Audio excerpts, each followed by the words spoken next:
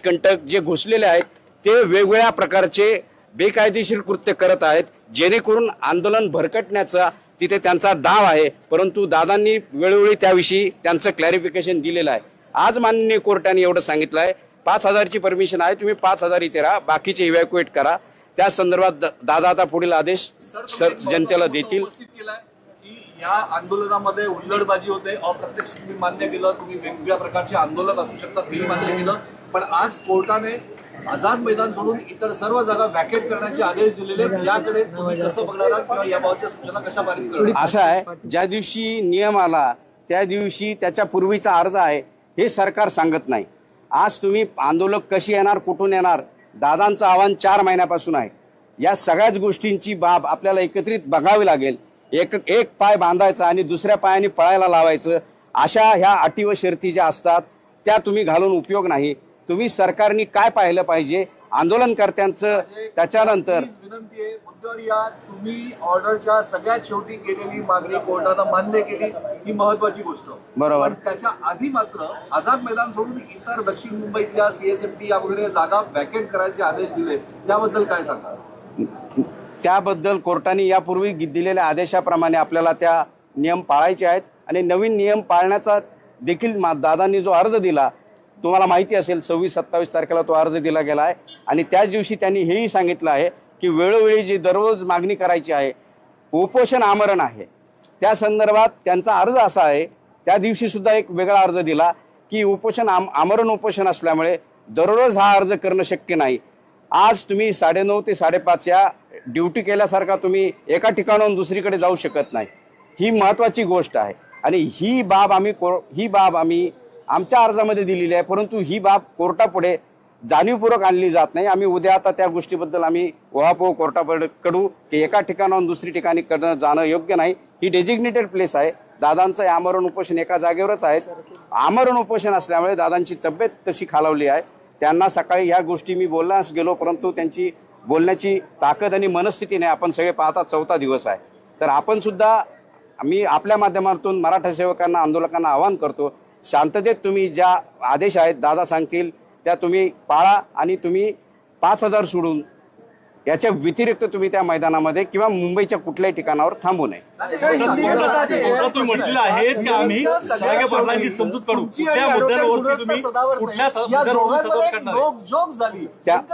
बरोबर आहे, गुणरत्न सदावर्ते जबाबदार वकील आहेत, त्यांनी जबाबदार वकिलासारखं वागावं आणि त्यांनी जे मध्ये जे मीडियाला वेगवेगळे बाईट्स देतात त्यामुळे आंदोलनकर्त्यांमध्ये कारण नसताना मनस्ताप व एक क्लेश निर्माण होतो आणि समाजामध्ये एक तेढ निर्माण होते, ती थांबवावी, त्यांना सुद्धा थांबवावं आणि मीडियानी सुद्धा त्यांना विचित्र प्रश्न विचारण्यापासून थांबवावे, ही नम्र विनंती आम्ही या ठिकाणी मराठा सेवकांनी केली। तुम्ही जरांगे पाटील यांची समजूत काढणार आहे असं कोर्टात म्हटलं, कुठल्या मुद्द्यांवर समजूत काढणार? आम्ही जरांगे पाटलांची एक मुख्य ते आंदोलनकर्ते आहेत, मराठा सेवक आहेत, ते स्वतःला मराठा सेवक म्हणून घेतात।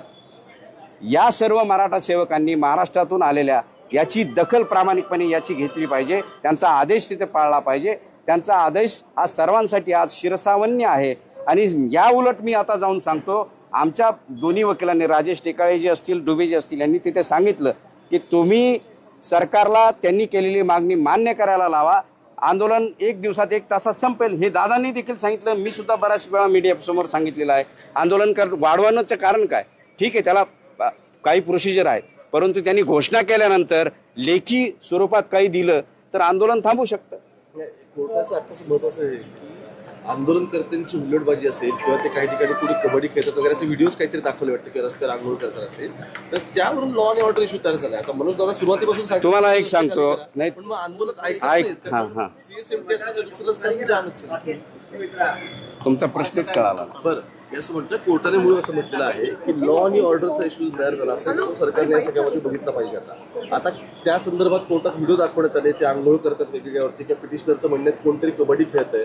मुद्दा असा आहे की मनोज जरांगे सांगतायत की रस्ते खाली करा, लोकांना जाऊ द्या, तरी सुद्धा आंदोलक ते ऐकत नाहीत। CSMTचा रस्ता 4 दिवस झाले जाम आहेत, मोकळा करत नाहीत, पोलिसांना सहकार्य करत नाहीत असं दिसतंय या सगळ्यावरून। तर काय नक्की शेवटी आव्हान दादा करतील, तुमच्या म्हणण्याला अर्थ आहे, शेवटी आव्हान दादा करतील, या सगळ्या गोष्टी हळूहळू होतील। उद्या 4 वाजेपर्यंत वेळ दिलेला आहे आणि मराठा सेवक माझे गरीब जरी असले प्रामाणिक आहेत, दादांच्या शब्दाला प्रचंड मान देतात आणि ते करतील। दुसरी गोष्ट, ही लॉ अँड ऑर्डर सिच्युएशन का आली? तुम्ही दादांनी दिलेल्या आणि आंदोलनकर्त्यांनी दिलेल्या निवेदनाकडे सुद्धा लक्ष गांभीर्याने दिलं पाहिजे.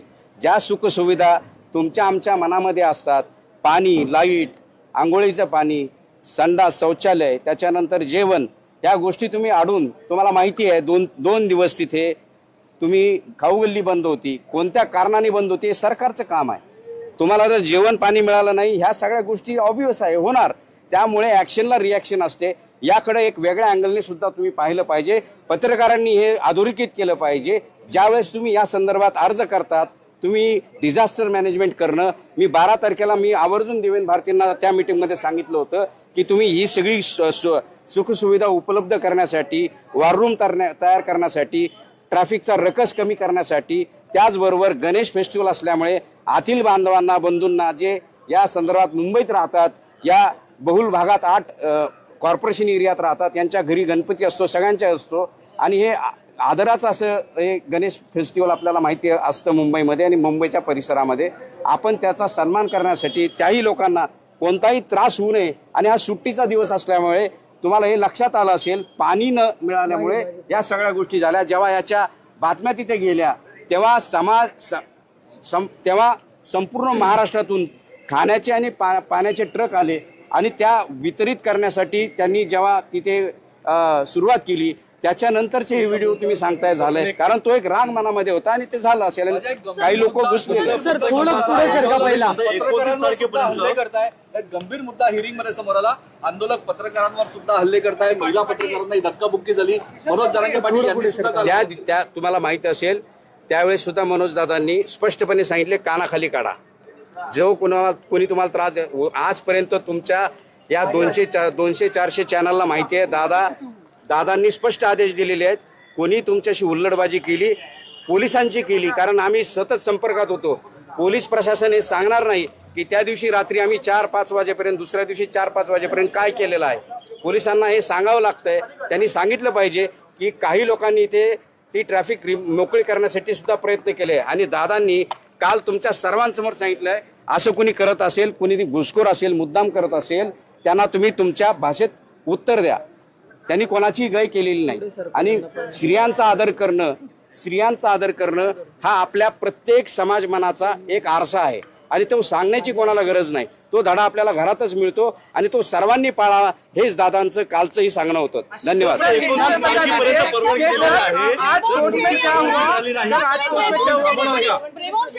पर्यंत परवानगी आहे. जर पुढची परवानगी मिळाली नाही तर आंदोलन थांबवणार की पुढे काय करणार? तुमच्या माहितीसाठी सांगतो, दिनांक 27, दिनांक 29, दिनांक 30 हे अर्ज कुणीही आज कोर्टापुढे दाखवलेले नाहीत. निरंतर, कारण एका वेळी 2 कंडिशन चालू शकत नाही, ही ॲल्युमिनी आहे. दिनांक 27ला, दिनांक 29ला आणि दिनांक 30ला दादांनी तिथे अर्ज केलेला आहे.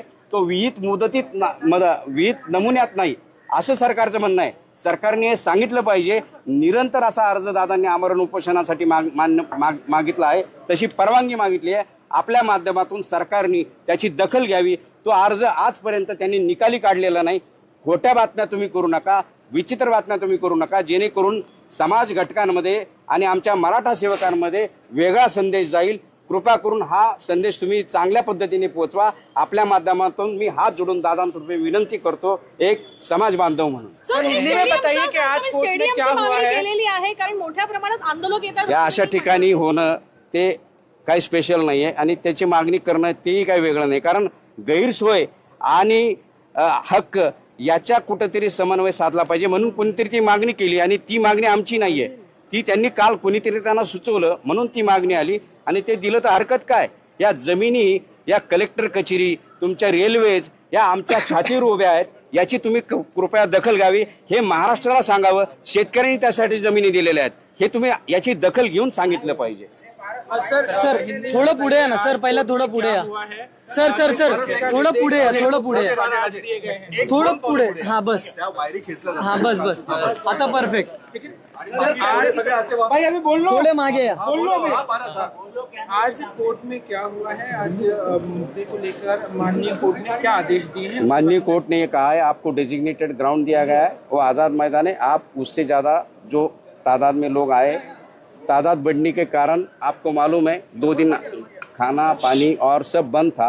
इसलिए आपके माध्यम से मैं कहना चाहता हूँ कि ये खाली मराठा लोगों से ये रसद नहीं आई है, ये मुंबई के जनमन से अपने जो मानवता के तहत सबने मदद करने की, उसमें मुस्लिम बांधव है, उसमें हमारे मागासवर्गीय बांधव है और सभी जाति के ओबीसी बांधवों ने भी खाना भेजा है। इसकी नोंद आपके माध्यम से महाराष्ट्र में भी पहुंचाना चाहता हूं। और उनको ये बुरा लगा कि इनके लिए खाना खाओ गली जो बंद है, इसकी वजह से पानी बंद है, पीने को पानी नहीं है, बच्चे लोग किधर जाएंगे, क्या खाएंगे, क्या पिएंगे।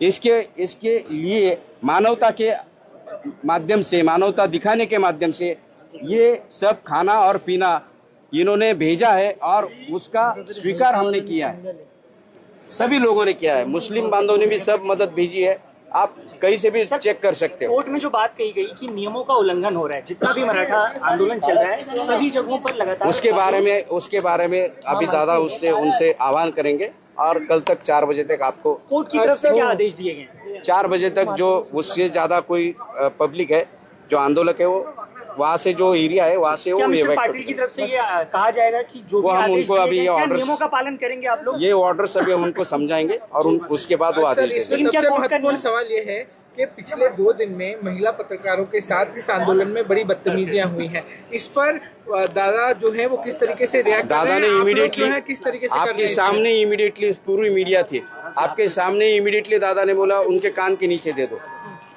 हम ऐसे लोग नहीं है, गलत करेंगे तो हम उनका स्वीकार करेंगे।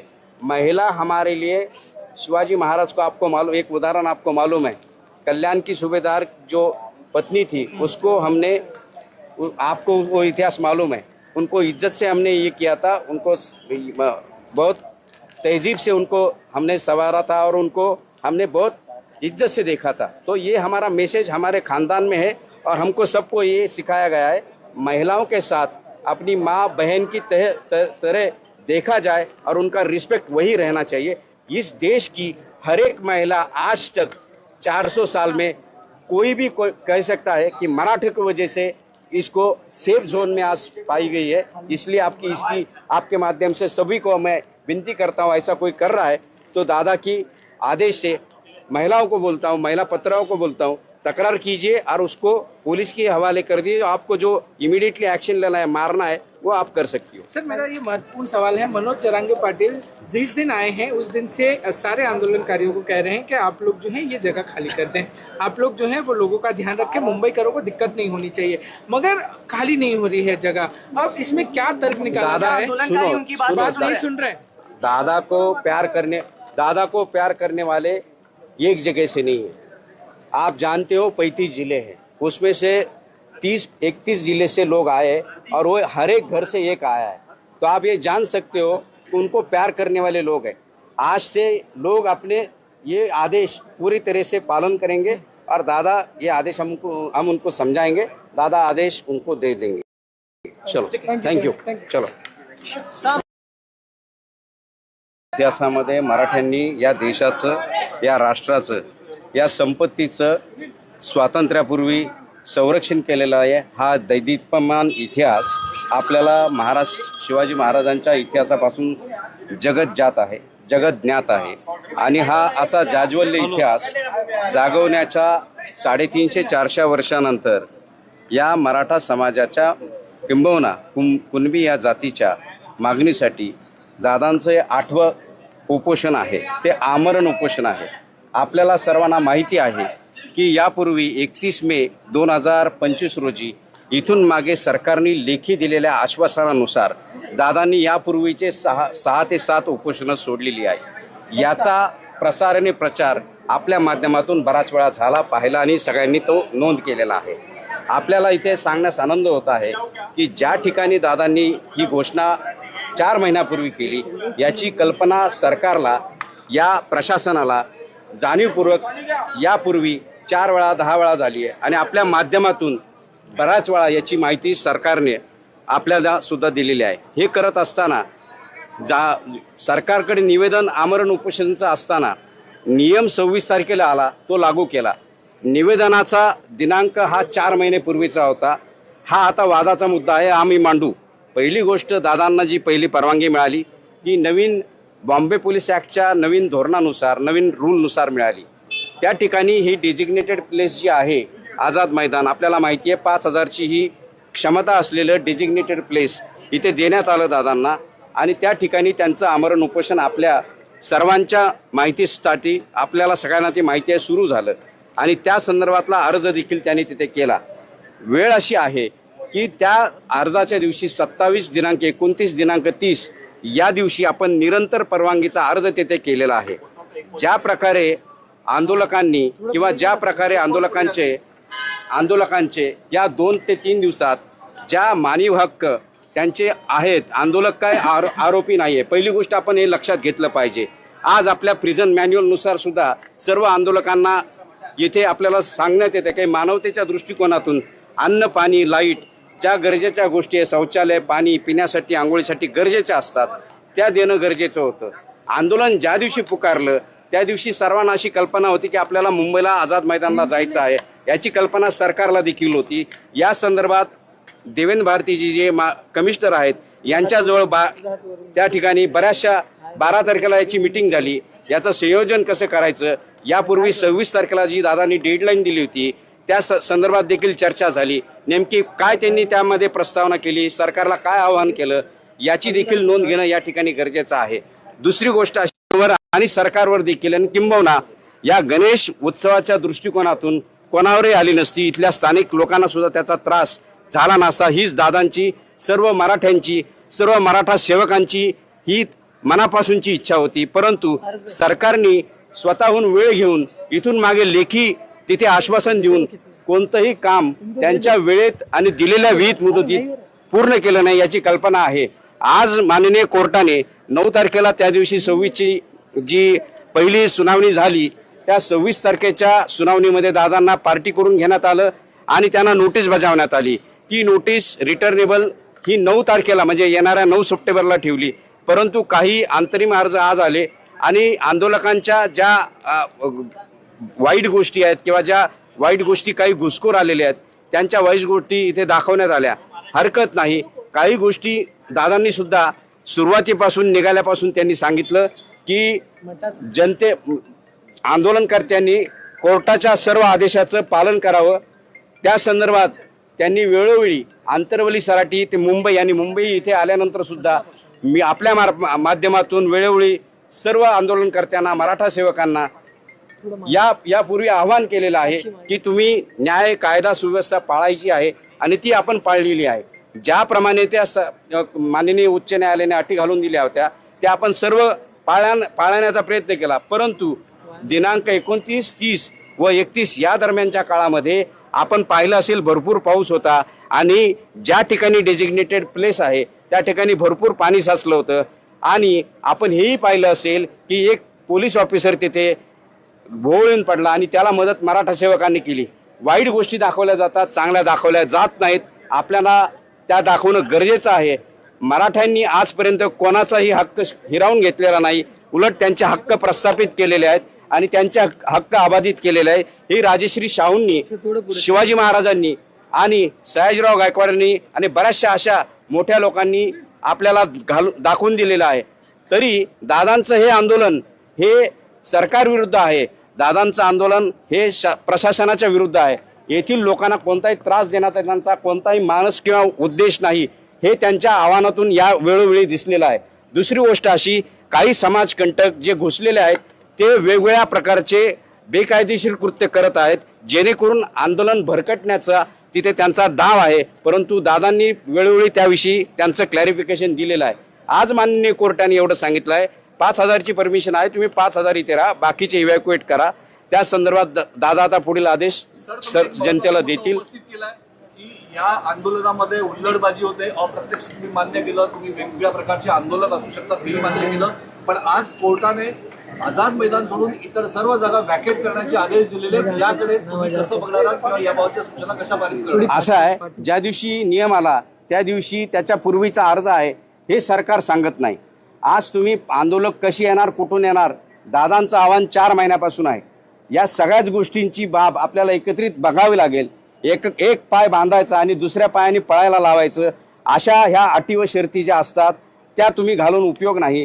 तुम्ही सरकारने काय पाहिलं पाहिजे आंदोलनकर्त्यांचं, त्याच्यानंतर प्लीज विनंती आहे, मुद्द्यावर या. तुम्ही ऑर्डरच्या सगळ्यात शेवटी केलेली मागणी कोर्टानं मान्य केली ही महत्वाची गोष्ट. बरोबर. पण त्याच्या आधी मात्र आझाद मैदान सोडून इतर दक्षिण मुंबईतल्या CSMT या वगैरे जागा वॅकेट करायचे आदेश दिले, त्याबद्दल काय सांगा? त्याबद्दल कोर्टाने यापूर्वी दिलेल्या आदेशाप्रमाणे आपल्याला त्या नियम पाळायचे आहेत आणि नवीन नियम पाळण्याचा देखील दादांनी जो अर्ज दिला, तुम्हाला माहिती असेल 26-27 तारखेला तो अर्ज दिला गेला आहे. आणि त्याच दिवशी त्यांनी हेही सांगितलं आहे की वेळोवेळी जी दररोज मागणी करायची आहे, उपोषण आमरण आहे, त्या संदर्भात त्यांचा अर्ज असा आहे. त्या दिवशी सुद्धा एक वेगळा अर्ज दिला की आमरण उपोषण असल्यामुळे दररोज हा अर्ज करणं शक्य नाही. आज तुम्ही 9:30 ते 5:30 या ड्युटी केल्यासारखा तुम्ही एका ठिकाणाहून दुसरीकडे जाऊ शकत नाही. ही महत्त्वाची गोष्ट आहे आणि ही बाब आम्ही आमच्या अर्जामध्ये दिलेली आहे, परंतु ही बाब कोर्टापुढे जाणीवपूर्वक आणली जात नाही. आम्ही उद्या आता त्या गोष्टीबद्दल आम्ही उहापोह कोर्टापुढे कडू की एका ठिकाणाहून दुसरी ठिकाणी जाणं योग्य नाही. ही डेजिग्नेटेड प्लेस आहे. दादांचं आमरण उपोषण एका जागेवरच आहे. आमरण उपोषण असल्यामुळे दादांची तब्येत तशी खालावली आहे. त्यांना सकाळी ह्या गोष्टी मी बोलण्यास गेलो, परंतु त्यांची बोलण्याची ताकद आणि मनस्थिती नाही. आपण सगळे पाहता 4था दिवस आहे. तर आपण सुद्धा मी आपल्या माध्यमातून मराठा सेवकांना, आंदोलकांना आवाहन करतो, शांततेत तुम्ही ज्या आदेश आहेत दादा सांगतील त्या तुम्ही पाळा आणि तुम्ही 5,000 सोडून याच्या व्यतिरिक्त तुम्ही त्या मैदानामध्ये किंवा मुंबईच्या कुठल्याही ठिकाणावर थांबू नये. तुम्ही म्हटलेलं आहे की आम्ही जरांगे पाटलांची समजूत काढू. कुठल्या मुद्द्यांवरती तुम्ही कुठल्या मुद्द्यांवरून समजूत काढणार आहे? जोक झाली, काय झालं? बरोबर आहे. गुणरत्न सदावर्ते जबाबदार वकील आहेत.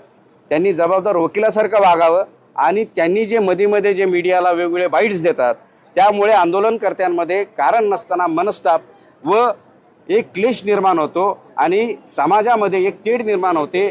ती थांबवावी, त्यांना सुद्धा थांबवावं आणि मीडियाने सुद्धा त्यांना विचित्र प्रश्न विचारण्यापासून थांबवावे ही नम्र विनंती आम्ही या ठिकाणी मराठा सेवकांनी केली. तुम्ही जरांगे पाटील यांची समजूत काढणार आहे असं कोर्टात म्हटलं. कुठल्या मुद्द्यांवरून समजूत काढणार? आम्ही जरांगे पाटलांची एक मुख्य ते आंदोलनकर्ते आहेत, मराठा सेवक आहेत, ते स्वतःला मराठा सेवक म्हणून घेतात. या सर्व मराठा सेवकांनी महाराष्ट्रातून आलेल्या याची दखल प्रामाणिकपणे याची घेतली पाहिजे. त्यांचा आदेश तिथे पाळला पाहिजे. त्यांचा आदेश हा सर्वांसाठी आज शिरसावन्य आहे. आणि या उलट मी आता जाऊन सांगतो, आमच्या दोन्ही वकिलांनी राजेश टेकाळे जे असतील, डुबे जे असतील, यांनी तिथे सांगितलं की तुम्ही सरकारला त्यांनी केलेली मागणी मान्य करायला लावा. आंदोलन 1 दिवसात 1 तासात संपेल हे दादांनी देखील सांगितलं. मी सुद्धा बऱ्याच वेळा मीडियासमोर सांगितलेलं आहे. आंदोलन वाढवण्याचं कारण काय? ठीक आहे, त्याला काही प्रोसिजर आहेत, परंतु त्यांनी घोषणा केल्यानंतर लेखी स्वरूपात काही दिलं तर आंदोलन थांबू शकतं. कोर्टाचं आत्ताच महत्वाचं आहे आंदोलनकर्त्यांची हुल्लडबाजी असेल किंवा ते काही ठिकाणी कुणी कबड्डी खेळतात वगैरे असे व्हिडिओज काहीतरी दाखवले वाटतं किंवा रस्त्यावर आंदोलन करतात असेल तर त्यावरून लॉ अँड ऑर्डर इश्यू तयार झाला. आता मनोज दादा सुरुवातीपासून तुम्हाला एक सांगतो, नाही पण मग आंदोलक CSMT असं दुसरं रस्त्याने जामच आहे. तुमचा प्रश्नच कळाला. बरं, मी असं म्हणतं कोर्टाने मुळे असं म्हटलेलं आहे की लॉ आणि ऑर्डरचा इश्यू तयार झाला असेल तो सरकारने या सगळ्यामध्ये बघितलं पाहिजे. आता त्या संदर्भात कोर्टात व्हिडिओ दाखवण्यात आले, ते आंघोळ करतात वेगवेगळ्यावरती किंवा पिटिशनरचं म्हणण्यात कोणतरी कबड्डी खेळत आहे. मुद्दा असा आहे की मनोज जरांगे सांगतायत की रस्ते खाली करा, लोकांना जाऊ द्या, तरी सुद्धा आंदोलक ते ऐकत नाहीत. CSMTचा रस्ता 4 दिवस झाले जाम आहेत, मोकळा करत नाहीत, पोलिसांना सहकार्य करत नाहीत असं दिसतंय या सगळ्यावरून. तर काय नक्की शेवटी आव्हान दादा करतील. तुमच्या म्हणण्याला अर्थ आहे. शेवटी आव्हान दादा करतील. या सगळ्या गोष्टी हळूहळू होतील. उद्या 4 वाजेपर्यंत वेळ दिलेला आहे आणि मराठा सेवक माझे गरीब जरी असले प्रामाणिक आहेत, दादांच्या शब्दाला प्रचंड मान देतात आणि ते करतील. दुसरी गोष्ट, ही लॉ अँड ऑर्डर सिच्युएशन का आली? तुम्ही दादांनी दिलेल्या आणि आंदोलनकर्त्यांनी दिलेल्या निवेदनाकडे सुद्धा लक्ष गांभीर्याने दिलं पाहिजे. ज्या सुखसुविधा तुमच्या आमच्या मनामध्ये असतात, पाणी, लाईट, आंघोळीचं पाणी, संडास, शौचालय, त्याच्यानंतर जेवण, या गोष्टी तुम्ही अडून, तुम्हाला माहिती आहे 2 दिवस तिथे तुम्ही खाऊगल्ली बंद होती. कोणत्या कारणाने बंद होती हे सरकारचं काम आहे. तुम्हाला जर जेवण पाणी मिळालं नाही, ह्या सगळ्या गोष्टी ऑब्वियस आहे होणार. त्यामुळे ॲक्शनला रिॲक्शन असते. याकडे एक वेगळ्या अँगलने सुद्धा तुम्ही पाहिलं पाहिजे. पत्रकारांनी हे अधोरेखित केलं पाहिजे. ज्यावेळेस तुम्ही या संदर्भात अर्ज करतात, तुम्ही डिझास्टर मॅनेजमेंट करणं, मी 12 तारखेला मी आवर्जून देवेंद्र भारतींना त्या मीटिंगमध्ये सांगितलं होतं की तुम्ही ही सगळी सुखसुविधा उपलब्ध करण्यासाठी, वॉर रूम तयार करण्यासाठी, ट्रॅफिकचा रकस कमी करण्यासाठी, त्याचबरोबर गणेश फेस्टिवल असल्यामुळे आतील बांधवांना, बंधूंना जे या संदर्भात मुंबईत राहतात, या बहुल भागात 8 कॉर्पोरेशन एरियात राहतात, यांच्या घरी गणपती असतो, सगळ्यांच्या असतो. आणि हे आदराचं असं हे गणेश फेस्टिवल आपल्याला माहिती असतं मुंबईमध्ये आणि मुंबईच्या परिसरामध्ये. आपण त्याचा सन्मान करण्यासाठी त्याही लोकांना कोणताही त्रास होऊ नये, आणि हा सुट्टीचा दिवस असल्यामुळे तुम्हाला हे लक्षात आलं असेल, पाणी न मिळाल्यामुळे या सगळ्या गोष्टी झाल्या. जेव्हा याच्या बातम्या तिथे गेल्या तेव्हा तेव्हा संपूर्ण महाराष्ट्रातून खाण्याचे आणि पाण्याचे ट्रक आले आणि त्या वितरित करण्यासाठी त्यांनी जेव्हा तिथे सुरुवात केली, त्याच्यानंतरचे हे व्हिडिओ तुम्ही सांगताय झालंय, कारण तो एक राग मनामध्ये होता आणि ते झालं असेल. काही लोक घुसले. सर थोडं पुढे सरका पहिला. हल्ले करताय, एक गंभीर मुद्दा हिअरिंग मध्ये समोर आला. आंदोलक पत्रकारांवर सुद्धा हल्ले करताय, महिला पत्रकारांना धक्काबुक्की झाली. मनोज जरांगे पाटील यांनी सुद्धा त्या तुम्हाला माहिती असेल त्यावेळेस सुद्धा मनोज दादांनी स्पष्टपणे सांगितले, कानाखाली काढा. जो कोणी तुम्हाला त्रास आजपर्यंत तुमच्या या 200-400 चॅनलला माहिती आहे, दादांनी स्पष्ट आदेश दिलेले आहेत. कोणी तुमच्याशी हुल्लडबाजी केली, पोलिसांची केली, कारण आम्ही सतत संपर्कात होतो. पोलीस प्रशासन हे सांगणार नाही की त्या दिवशी रात्री आम्ही 4-5 वाजेपर्यंत, दुसऱ्या दिवशी 4-5 वाजेपर्यंत काय केलेलं आहे. पोलिसांना हे सांगावं लागतंय. त्यांनी सांगितलं पाहिजे की काही लोकांनी इथे ती ट्रॅफिक मोकळी करण्यासाठी सुद्धा प्रयत्न केले. आणि दादांनी काल तुमच्या सर्वांसमोर सांगितलंय, असं कुणी करत असेल, कुणी घुसखोर असेल, मुद्दाम करत असेल, त्यांना तुम्ही तुमच्या भाषेत उत्तर द्या. त्यांनी कोणाचीही गय केलेली नाही. आणि स्त्रियांचा आदर करणं हा आपल्या प्रत्येक समाजमनाचा एक आरसा आहे आणि तो सांगण्याची कोणाला गरज नाही. तो धडा आपल्याला घरातच मिळतो आणि तो सर्वांनी पाळावा, हेच दादांचं कालचंही सांगणं होतं. धन्यवाद.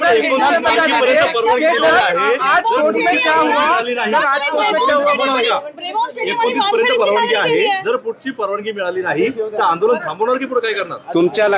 तुमच्या माहितीसाठी सांगतो, दिनांक 27, दिनांक 29, दिनांक 30 हे अर्ज कुणीही आज कोर्टापुढे दाखवलेले नाहीत. निरंतर, कारण एका वेळी 2 कंडिशन चालू शकत नाही, ही ॲल्युमिनी आहे. दिनांक 27ला, दिनांक 29ला आणि दिनांक 30ला दादांनी तिथे अर्ज केलेला आहे. तो विहित नमुन्यात नाही, असं सरकारचं म्हणणं आहे. सरकारने हे सांगितलं पाहिजे. निरंतर असा अर्ज दादांनी आमरण उपोषणासाठी मागितला आहे, तशी परवानगी मागितली आहे. आपल्या माध्यमातून सरकारने त्याची दखल घ्यावी. तो अर्ज आजपर्यंत त्यांनी निकाली काढलेला नाही. खोट्या बातम्या तुम्ही करू नका, विचित्र बातम्या तुम्ही करू नका, जेणेकरून समाज घटकांमध्ये आणि आमच्या मराठा सेवकांमध्ये वेगळा संदेश जाईल. कृपा करून हा संदेश तुम्ही चांगल्या पद्धतीने पोहोचवा. आपल्या माध्यमातून मी हात जोडून दादांतर्फे विनंती करतो, एक समाज बांधव म्हणून. केलेली आहे कारण मोठ्या प्रमाणात आंदोलक येतात. या अशा ठिकाणी होणं ते काही स्पेशल नाही आहे आणि त्याची मागणी करणं तेही काही वेगळं नाही. कारण गैरसोय आणि हक्क याच्या कुठंतरी समन्वय साधला पाहिजे, म्हणून कुणीतरी ती मागणी केली. आणि ती मागणी आमची नाही आहे, ती त्यांनी काल कुणीतरी त्यांना सुचवलं म्हणून ती मागणी आली आणि ते दिलं तर हरकत काय. या जमिनी, या कलेक्टर कचेरी, तुमच्या रेल्वेज या आमच्या छातीवर उभ्या आहेत. याची तुम्ही कृपया दखल घ्यावी. हे महाराष्ट्राला सांगावं. शेतकऱ्यांनी त्यासाठी जमिनी दिलेल्या आहेत, हे तुम्ही याची दखल घेऊन सांगितलं पाहिजे. सर थोडं पुढे या ना सर, पहिला थोडं पुढे या. सर थोडं पुढे या, थोडं पुढे. हा बस, आता परफेक्ट. भाई अभी बोल लो, थोड़े मागे या. आज कोर्ट में क्या हुआ है? आज मुद्दे को लेकर माननीय कोर्ट ने क्या आदेश दिए हैं? माननीय कोर्ट ने ये कहा है, आपको डेजिग्नेटेड ग्राउंड दिया गया है, वो आज़ाद मैदान है. आप उससे ज़्यादा जो तादाद में लोग आए, तादाद बढ़ने के कारण आपको मालूम है 2 दिन खाना पानी और सब बंद था. इसलिए आपके माध्यम से मैं कहना चाहता हूँ कि ये खाली मराठा लोगों से ये रसद नहीं आई है. ये मुंबई के जनमन से अपने जो मानवता के तहत सबने मदद करने की, उसमें मुस्लिम बांधव है, उसमें हमारे मागासवर्गीय बांधव है और सभी जाति के ओबीसी बांधवों ने भी खाना भेजा है. इसकी नोंद आपके माध्यम से महाराष्ट्र में पहुंचाना चाहता हूं. और उनको ये बुरा लगा कि इनके लिए खाना खाओ गली जो बंद है, इसकी वजह से पानी बंद है, पीने को पानी नहीं है, बच्चे लोग किधर जाएंगे, क्या खाएंगे, क्या पिएंगे. इसके लिए मानवता के माध्यम से, मानवता दिखाने के माध्यम से ये सब खाना और पीना इन्होंने भेजा है और उसका स्वीकार हमने किया है. सभी लोगों ने किया है. मुस्लिम बांधवों ने भी सब मदद भेजी है. आप कहीं से भी चेक कर सकते हो। कोर्ट में जो बात कही गई कि नियमों का उल्लंघन हो रहा है, जितना भी मराठा आंदोलन चल रहा है सभी जगहों पर लगातार उसके बारे में अभी दादा उनसे आह्वान करेंगे और कल तक 4 बजे तक आपको कोर्ट की तरफ से क्या आदेश दिए गए? 4 बजे तक जो उससे ज्यादा कोई पब्लिक है जो आंदोलक है वो वहाँ से जो एरिया है वहाँ से वो क्या मिस्टर evacuate पाटिल की तरफ से ये कहा जाएगा कि जो भी वो हम आदेश उनको दिए अभी गए, ये क्या orders- नियमों का पालन करेंगे आप लोग? ये ऑर्डर सभी हम उनको समझाएंगे और उसके बाद वो सर, आदेश इसमें देंगे। लेकिन क्या सबसे कोर्ट का महत्वपूर्ण नियम- सवाल ये है कि पिछले 2 दिन में महिला पत्रकारों के साथ इस आंदोलन में बड़ी बदतमीजियां हुई हैं। इस पर दादा जो है वो किस तरीके से रिएक्ट कर रहे दादा हैं? ने आप लोग इमीडिएटली जो है किस तरीके से कर रहे आपके हैं? सामने इमीडिएटली पूरी मीडिया थी, आपके सामने इमीडिएटली दादा ने बोला उनके कान के नीचे दे दो। हम ऐसे लोग नहीं है, गलत करेंगे तो हम उनका स्वीकार करेंगे।